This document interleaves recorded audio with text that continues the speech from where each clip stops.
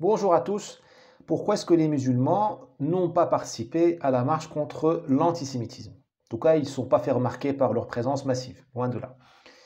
Essai d'explication, essai au pluriel. Bien entendu, ici, on ne va pas faire de l'islamophobie gratuite pour le plaisir de polémiquer ou de cliver, c'est pas le but. Je voudrais très sincèrement essayer de comprendre et de vous livrer quelques clés, très modestement, à mon humble niveau. La première chose, c'est que, je vais les lister, hein. Personne ne veut défendre les riches. Tout le monde déteste les riches et personne ne va défiler un dimanche, et par exemple plus qu'il a fait froid en France, pour défendre les riches. Or, pourquoi je dis ça? Parce que les juifs, malheureusement, je dis bien malheureusement, sont associés à une élite économique. Rappelez-vous du jeune juif du Sentier qui a été torturé par Fofana, tout ça, alors que le type était un prolétaire. Voilà. Donc malheureusement, l'éducation nationale française, l'éducation dans les familles, notamment de certains musulmans de France, n'a pas été capable de démystifier, de déconstruire ce mythe du juif riche, hein, Rothschild, tout ça. Voilà. Donc les gens, ils ne vont pas se mobiliser pour défendre les puissants et les riches et les élites. Je dis bien qu'ils se trompent, mais c'est comme ça qu'ils voient les choses, me semble-t-il. Deuxième chose, comment dirais-je? Personne ne leur a demandé de défiler à ces musulmans. Ah, vous me direz, Yael, j'ai du mal à prononcer son mot, Yael Braun-Pivet, c'est probablement exprimé sur France 2 ou je ne sais quelle chaîne, BFM TV, a demandé aux musulmans de venir. Je ne sais pas si elle l'a fait, mais elle est capable de ça. Est-ce que les musulmans regardent France Télévisions? Les musulmans regardent Al Jazeera, Al Arabiya, surtout maintenant avec la crise au Moyen-Orient, ils regardent les chaînes arabes, ils écoutent AJ+, la chaîne du Qatar. Hein, on a interdit RT, la chaîne des Russes, mais la chaîne du Qatar, on la laisse diffuser en France alors qu'elle est anti-française. Est-ce qu'il y a une chaîne en France, un média français, du système, hein, de l'État, enfin du statu quo, de l'État, hein, de l'establishment? Est-ce qu'il y a un média qui parle aux musulmans de France? Est-ce que la chaîne parlementaire de Madame Braun-Pivet, qu'elle m'excuse si j'écorche son nom, est-ce qu'elle parle aux musulmans de France? Non. Voilà, donc on ne leur a pas demandé de venir. Vous voyez ce que je veux dire? Je provoque un peu, mais si vous ne touchez pas le public, vous ne pouvez pas vous dire, vous pouvez pas regretter qu'ils ne répondent pas. Il faut toucher ce public-là. Or, la France vit dans une illusion pour aveugles, hein, pour gens qui ont pris du cannabis, euh, euh, comme quoi tout le monde communie autour du journal de 20 heures. Et non, il n'y a plus de peuple français. Vous avez maintenant des peuples en France. Et ben, il faut savoir les atteindre. Ça, Carrefour sait très bien le faire. Carrefour, McDo, Starbucks, ils savent très bien faire le halal quand il le faut, mettre les gérants de la diversité quand il le faut. Ils savent faire la géolocalisation. Bah, que France Télévisions, que France Radio France s'inspirent de ça. Qu'ils fassent le job, parce qu'ils sont payés avec vos impôts pour parler à la population, musulmane notamment. Une partie d'entre elles est française, de papier ou de vocation, peu importe, elle est française. Officiellement, pour l'INSEE, ben, il faut lui parler, c'est son droit, et c'est votre intérêt. Sinon, c'est Al Jazeera qui va parler à votre place et elle va parler contre vous. Ou un rappeur, je ne sais lequel. Ensuite, troisième point, il n'y a pas beaucoup de place à la victimisation. Enfin, il y a pas, on ne peut pas faire deux victimisations simultanées. Les communautés musulmanes de France, même si j'aime pas ce terme de musulman, parce qu'en fait, on parle de maghrébins, parce que il y a des musulmans d'origine sri-lankaise en France, d'origine turque, tout ça, mais on parle de nord-africain. D'accord? Le nord-africain de France, en général, il est traversé par cette tension, de la victimisation. Lui-même, il se prend comme une victime. Alors, bien sûr, je généralise, mais lui-même se vit comme une victime. Alors, il n'y a pas de place pour une autre victimisation. Il ne va pas défiler pour le gay, le LGBT, victime d'homophobie. Il ne va pas défiler pour, je ne sais pas moi, les loups des Pyrénées, victimes de louphobie. Il ne va pas défiler pour le juif. Il est lui-même sa victime. Il veut être écouté. Il est sa propre cause. Alors, de temps en temps, il défile pour le Palestinien.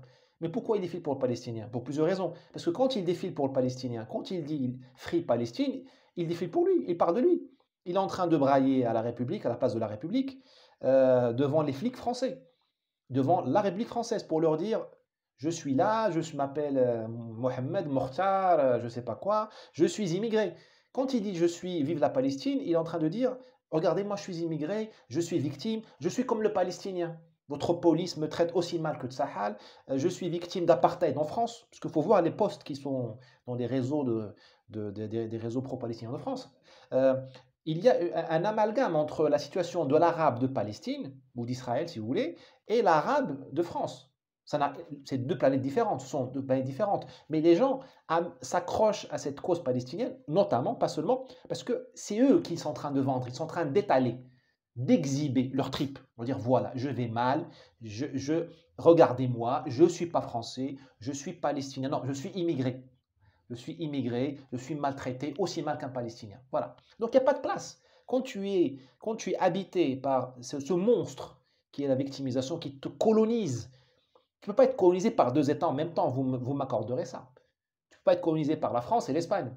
Le Maroc a été colonisé par la France et l'Espagne, mais il a été divisé. Il y avait des zones françaises et espagnoles. Tu peux avoir deux maîtres en même temps. Eh bien, la victimisation, tu es un maître. C'est un parasite qui te bouffe la tête et tu ne peux pas avoir deux parasites dans ton corps. En tout cas, pas dans ces questions-là. Euh, enfin, on ne peut pas l'éluder. Il y a bien sûr un fond culturel. Je n'ai pas dit religieux. À mon avis, c'est un fond culturel, civilisationnel, un fond, l'inconscient collectif du Nord-Africain. Je ne dis pas du musulman, parce que le bosniaque, le tchétchène, le Sri Lankais, le musulman d'Inde, il y a 200 millions de musulmans en Inde, je crois, le musulman d'Indonésie qui vit en France, parce que la France maintenant c'est un hall d'aéroport, hein. Ça va faire plaisir à monsieur Attali, je crois, un hall de gare ou un hall d'aéroport. Euh, il ne raisonne pas comme Nord-Africain. Donc l'inconscient collectif du Nord-Africain, il a un a priori négatif sur les juifs. C'est évident. J'assume ce que je dis, hein. C'est évident. Il y a un a priori négatif sur le juif. Nous avons toujours vécu, je dis nous les Nord-Africains, nous avons toujours vécu avec des juifs, mais nous avons toujours vécu en supériorité aux juifs, supériorité politique, supériorité de statut civil. Les juifs payaient des impôts différenciés, les juifs ne pouvaient pas aller à cheval, souvent en Afrique du Nord. Souvent, ils portaient des marques distinctives, notamment, si je me rappelle bien, des belras, des babouches de couleur, je ne me rappelle plus, c'est le noir ou le rouge pour les marquer. Ils avaient des quartiers à eux, des ghettos à eux, qui servaient pour les confiner. Ça va faire plaisir ça va faire plaisir à Monsieur Véran, tout ça, hein. Il verra qu'il n'a pas inventé le lockdown. Sauf que lui, il l'a mis à l'échelle industrielle. Mais nous avions le lockdown des Juifs tout le temps au Maghreb, en Afrique du Nord. Ils étaient en lockdown dans des quartiers qui étaient fermés la nuit. Et c'était aussi, on leur vendait ça avec le prétexte de la sécurité. On leur disait, au moins ici, vous êtes en sécurité. Au moins ici, vous ne serez pas pillés, il n'y aura pas de pogrom. Il y a eu des pogroms, mais toute l'histoire de l'Afrique du Nord, elle est remplie de pogroms. Pogrom de Fès de 1912, d'avril. Il y a eu un pogrom à Jrada au Maroc en 48, je crois, 40 morts. Il y a eu des pogroms en Constantine, en Algérie. Voilà, je ne fais pas, je n'accuse personne. Là, je me moque je ne suis pas dans la repentance ni dans la culpabilité héréditaire. D'ailleurs, même les Juifs d'Israël, ils adorent le Maroc, ils adorent l'Algérie, ils adorent la Tunisie. Parce qu'eux, ils ont dépassé la culpabilité. Eux, ils aiment les pays de leurs grands-parents et ils ont oublié, ils ont tourné la page des pogroms. Ça, c'est de la noblesse d'âme. Nous devrions nous en inspirer. Nous, les Nord-Africains de France, qui souvent, pas tous, mais souvent cultivons cette plante vénéneuse qui est celle de la repentance. Ah, mes grands-parents ont subi la colonisation. Bien écoute, inspire-toi du juif israélien qui a la même gueule que toi et qui, lui, ne pense pas au traumatisme de ses grands-parents. Lui, il pense au pays de ses grands-parents, à leurs racines, à ce qu'ils ont, aux belles années qu'ils ont vécues avec les Arabes, avec les musulmans d'Afrique du Nord. Donc, tout ça pour vous dire que il y a évidemment un a priori négatif sur les juifs en Afrique du Nord. C'est notre inconscient collectif. Je ne dis pas que le matin, nos parents, nos grands-parents, autour du thé et des olives et de l'huile d'olive et du pain chaud, nous apprennent l'antisémitisme. Non, ça se transmet c'est subliminal. C'est subliminal. Subliminal. Je vais être très clair avec vous. Et franchement, je ne me fais pas de l'éthomasochisme. J'essaie vraiment de vous amener, de vous faire comprendre les choses. Euh, Souvent, tu fais tomber un stylo, on te dit Barakam Bsala al-Yahudi. Arrête les bêtises, le juif. Al-Yahudi. Tu vois, l'Yahudi, c'est péjoratif. Mais ça n'empêche pas que la même personne qui puisse dire ça à son fils qui renverse le thé le matin, avant d'aller à l'école, ou qui se tache sa blouse avant d'aller à l'école, la même personne pourra avoir des amis juifs, pourra, voilà, ça lui arrivera jamais à l'esprit d'aller jeter un œuf ou une pierre sur une synagogue. Vous voyez ce que je veux dire? On ne parle pas de terroristes en puissance, je parle d'une espèce d'habitus. Ah, je parle comme un intello là. D'habitus, d'une espèce de coutume, d'habitude, de quelque chose qui est naturel et qui est un a priori négatif envers les juifs, comme un a priori négatif envers les femmes. Moi, j'ai connu quelqu'un, et c'était pas une exception, qui, quand il parlait de la femme, il disait le hachak, c'est-à-dire, comment on dit, que Dieu me pardonne, que j'ai dit. C'est comme s'il disait un gros mot. Hein, comme s'il disait. La femme, pour lui, est un gros mot. Donc, il a amené sa femme à l'hôpital, aux urgences, à l'hôpital de Rabat, et il a dit Malati hachak, ma femme, voilà, excusez-moi, je vous ai amené ma femme, voilà, il faut la soigner. Comme si la femme était une. Voilà. Alors, je ne généralise pas, je vous dis, ce sont des habitus, des choses que vous avez plus de chances de croiser en Afrique du Nord, en Algérie, Tunisie, Maroc, probablement Libye, plus qu'en Espagne ou qu'en France ou qu'aux États-Unis. Je dis juste ça, je ne vais pas plus loin. La fréquence est plus élevée. La prévalence est plus élevée. Je ne dis pas que c'est systématique, je dis c'est dans l'air du temps et voilà, ça se transmet culturellement.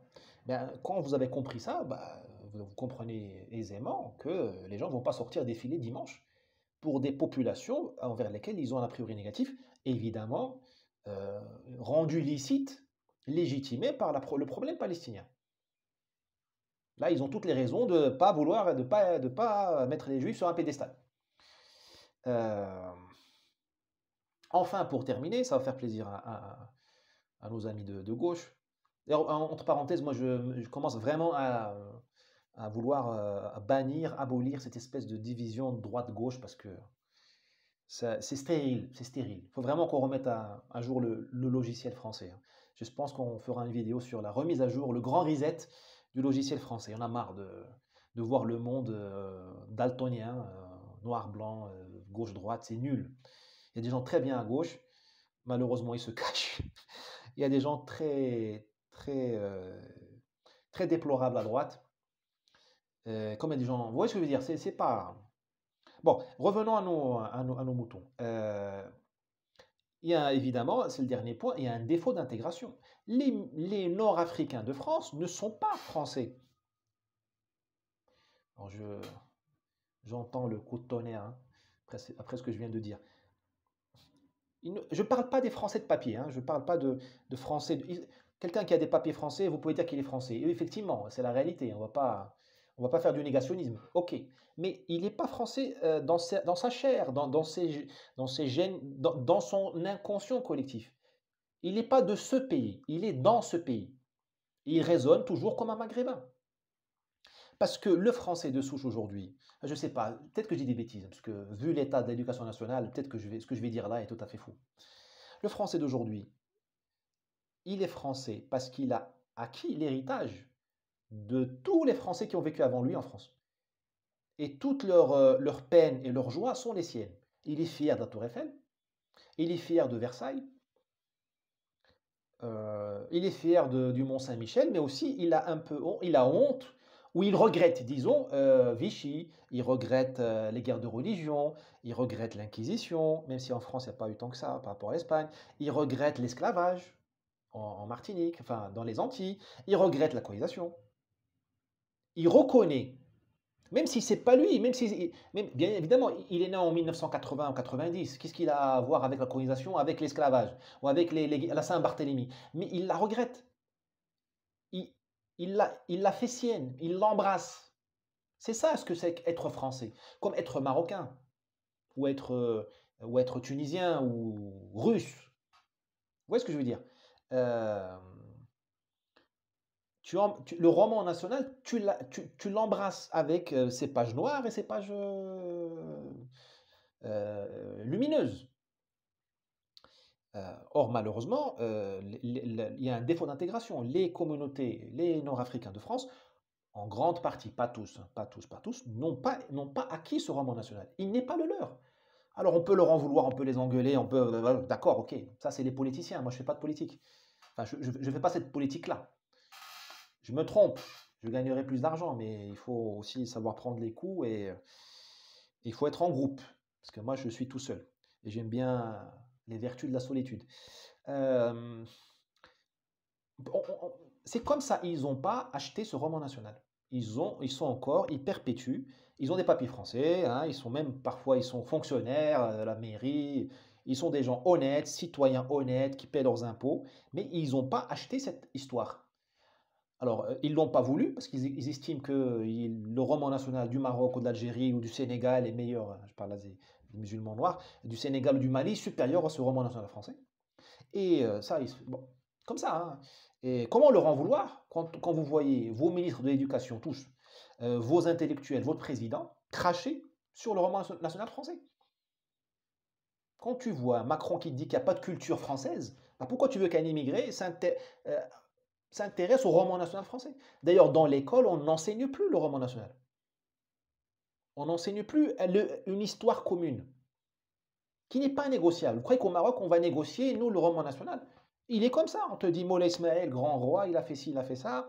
On te dit Moulay Idriss Ier et Idriss II ont fait Fès, Moulay Idriss Drhoun, fondé la monarchie au Maroc, fait l'alliance du sang, de la religion, du pacte social marocain avec les Berbères. Point final. On te dit la bataille des trois rois, on a mis une branlée on a mis une correction, et c'est vrai d'ailleurs, correction aux Portugais, tu acceptes. Et c'est comme ça. Alors, c'est pas très démocratique, mais au moins ça marche. Et quand ça permet de fédérer les gens. Parce que pourquoi voulez-vous, ça va être le dernier point, pour que les gens collaborent entre eux, il faut qu'ils croient à la même illusion ou à la même vérité. Hein, parce que il faut qu'ils croient à la même version de l'histoire. Les histoires unifient les gens, fédèrent les gens. Les histoires fédèrent les gens. Pourquoi nous tenons tellement à raconter des histoires, même parfois des histoires fausses, des mythes? Parce que ça permet de créer un sens de la communauté. Parce que tu vas pas demander à tout le monde de donner un test ADN. Tu vas pas croiser, à chaque fois que tu croises quelqu'un, tu vas lui dire avant que je collabore avec toi, avant que je te sauve la vie si tu es en train de crever, je voudrais savoir si montre-moi que tu es caucasien, que tu es arien, que tu es marocain. C'est comme les terroristes qui apparemment arrivent et quand ils veulent tuer les gens, c'est horrible ce que je vais dire là, ils posent la question. Si tu es musulman, ils t'épargnent, il paraît, dans les attentats commis en France. Vous voyez ce que je veux dire? Pour que les gens collaborent entre eux, il faut qu'ils croient à la même histoire. Les poilus de 14, là, en fait, leur mémoire, ils ont cru à l'histoire que l'Alsace-Lorraine était française, ce qui peut discuter, parce que les territoires, on les perd, on les gagne, hein, tu sais. Et vous savez, la Belgique parle français, elle n'est pas sous occupation française, hein, elle n'est pas partie de la France, hein. La Belgique française, la Flandre, là, je crois, ou la Wallonie, je ne me rappelle jamais, la Flandre, je crois, elle parle, la Suisse romande parle français, pourtant elle n'est pas... donc tout peut se discuter, mais ils ont cru dans ce mythe, dans cette histoire-là, dans ce roman-là, et puis ils ont cru dans la République.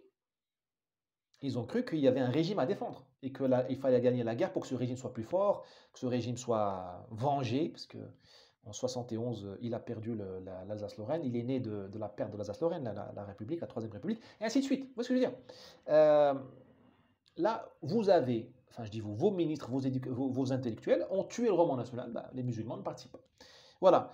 Dernier point, j'essentialise pour aller vite, mais évidemment, il y a des centaines de milliers d'exceptions à ce que je dis. Malheureusement, la démographie et la loi de la majorité fait en sorte que ces exceptions demeurent des exceptions. Allez, à bientôt. Si cette vidéo est utile, n'hésitez pas à la partager.